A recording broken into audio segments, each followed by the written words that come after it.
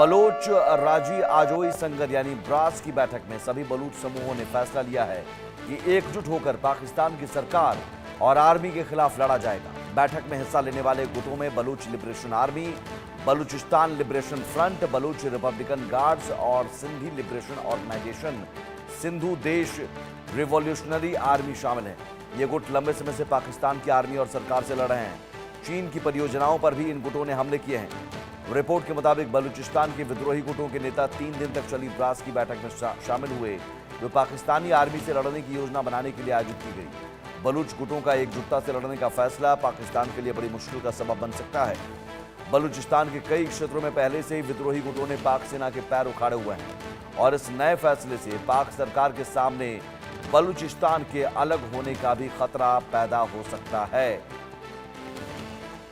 और अब नए सिरे से ऐलाने जंग, बलूचिस्तान के अलग होने का खतरा।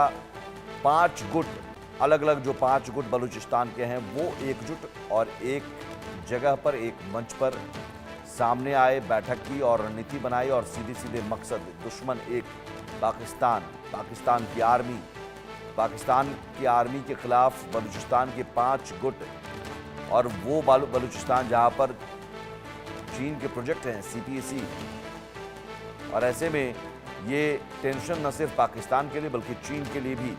जिस तरह से ब्रास की बैठक में बलूच के 5 गुटों ने एकजुट होकर ये संदेश दिया कि अब पाकिस्तान के खिलाफ हल्ला बोल किया जाएगा। अजय जांडियाल हमारे साथ जुड़े हुए हैं। अजय, बलूच लिबरेशन आर्मी तो पहले से ही सिरदर्द बनी हुई है पाकिस्तान सेना के लिए। अब ये 5 गुट एक साथ एकजुट हो जाएंगे तब तो पाकिस्तान सेना के लिए मुसीबत। लेकिन यहाँ टेंशन तो चीन को भी होनी चाहिए, क्योंकि हजारों करोड़ यहाँ पर फंसे हुए हैं। हाँ बिल्कुल, आप सुमित सही कह रहे हैं। जिस तरीके से लगातार आप देखें तो बलूचिस्तान में BLA ने पहले ही पाकिस्तानी सेना पर कई हमले किए, बड़ा नुकसान जो है वो किया। और इसी बीच जब अब ये जानकारी आ रही है कि 5 और नए जो गुट हैं, आतंकी संगठन है, वो बलूचिस्तान के BLA के साथ मिल गए हैं, तो उसके बाद ये बड़ा साफ है कि अब पाकिस्तानी सेना के लिए मुसीबतें बढ़ेंगी। और सबसे ज्यादा मुसीबत चीन के लिए, वो इसलिए क्योंकि चीन ने अरबों रुपए का निवेश जो है वो सीफेक्ट पर किया हुआ है और वहीं से ग्वादर के बंदरगाह तक पहुंचने का जो चीन का सपना है उसे वो साकार करना चाहता है, ताकि ट्रेड बढ़ सके, बाकी चीजों पर बढ़ोतरी हो सके। मगर अब जिस तरीके से लगातार BLA मुखर हुआ है, BLA के लगातार हमले शुरू हुए हैं, वो साफ हो जाता है कि पाकिस्तान के लिए मुसीबतें बढ़ती जा रही हैं। बजाय चीजें बेहतर होने के अब चीन और पाकिस्तान जो है वो काफी दुविधा में पड़ने वाला है। एक तरफ तालिबान में तहरीके तालिबान पाकिस्तान के हमले, बलूचिस्तान में BLA के हमले, ये लगातार बढ़ रहे हैं। और इसमें सबसे बड़ी बात है कि जब वो हमला करते हैं वो सीधा ऐलान जंग जो है वो करके बैठे हुए हैं और उन्हें साफ कहा है कि पाकिस्तान और चीन की कोई भी गतिविधि अगर बलूचिस्तान में होती है तो उसको बर्दाश्त नहीं किया जाएगा और उसके खिलाफ बड़ी कार्रवाई की जाएगी।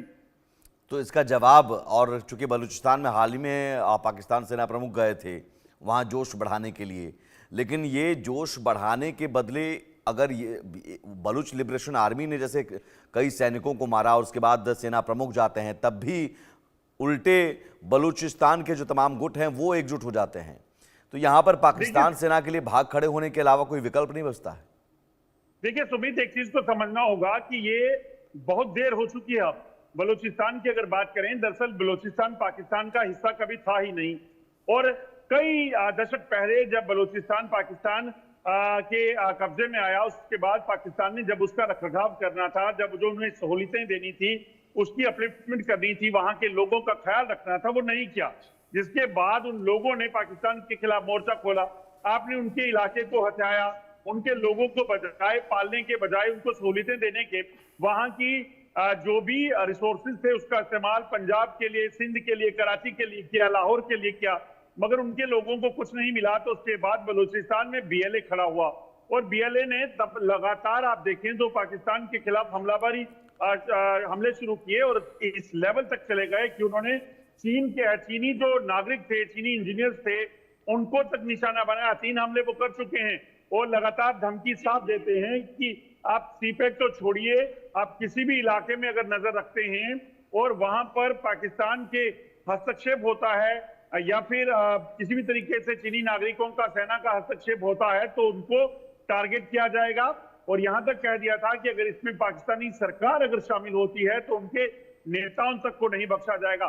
उसी के बाद से लगातार ऐसी हालत है। और मुझे याद है कि बीएलए का जो कमांडर है उसने एक बार पाकिस्तानी सेना को धमकी भी दी थी और कहा था कि अगर आप कहीं भी पाकिस्तान के साथ जंग लड़ने का बीएलए के साथ जंग लड़ने का सोच रहे हैं तो बीएलए लगातार जंग लड़कर 2 महीने तक जो है वो सरवाइव कर सकती है। इस तरह का उनके पास असला बारूद जो है वो मौजूद है।